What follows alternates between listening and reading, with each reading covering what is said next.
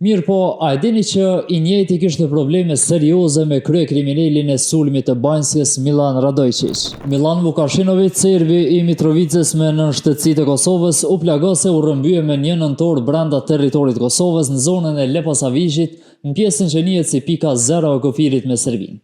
Sipas informacioneve fillestare dyshohet se në këtë rast janë përfshirë pjesëtarë të gjendarmerisë serbe, e të cilët kanë hyrë në territorin e Kosovës.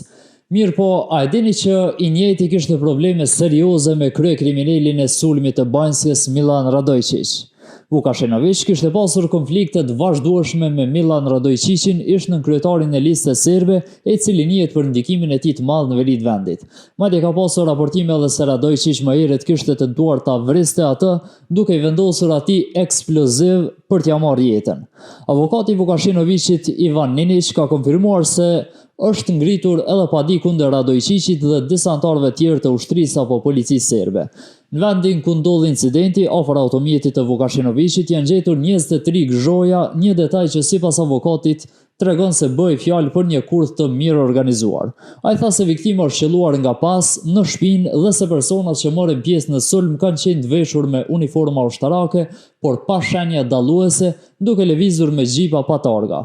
Ninić ka ngritur dyshime se në këtë sulm mund të ketë qenë të përfshirë edhe struktura të tjera përveç ushtrisë serbe. Ai ka kërkuar që hetimet të zhvillohen pa frikë, pa presione dhe që të merret në pyetje edhe një nën kolonel i Agjencisë Ushtarake të Sigurisë së Serbisë, e për cilin beson se ka informacione të rëndësishme për rastin. Ngjarja ka nxitur edhe reagime të shumta në Kosovë, ku presidenti Vjosa Osmani tha se Serbia po vazhdon të përdorë dhunën ndaj çdo qytetari serb që akuzon të flasë kundër regjimit të Aleksandar Vučićit. Ashtu Osmani sot tha se përfaqësuesi i Kosovës në Beograd, ambasadori Ashari, ka tentuar që të vizitojë disa herë të plagosurin, por nuk është lejuar nga ana e spitalit dhe se informata tregojnë se është në gjendje të rëndë shëndetësore. Përpos kësaj, Osmani tha se janë në kontakt me familjarët e tij për ngjarjen, ndërsa ministri i Brendshëm Xhelal Sveçla e quajti këtë një tjetër veprim destabilizues të Serbisë e që cënon integritetin territorial të Kosovës.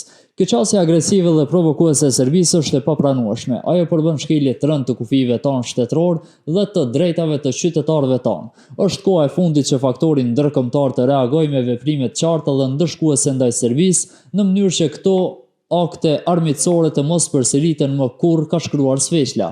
E në anën tjetër, prokuroria në Mitrovic përmes një përgjigje për lajmin Net ka konfirmuar se është intervistuar një person i afërt me viktimën dhe se është gjetur edhe vetura e Vukashinovićit. Sipas prokurorisë, rasti po hetohet në bashkëpunim me policinë e Kosovës, por për momentin nuk mund të jepen më shumë detaje.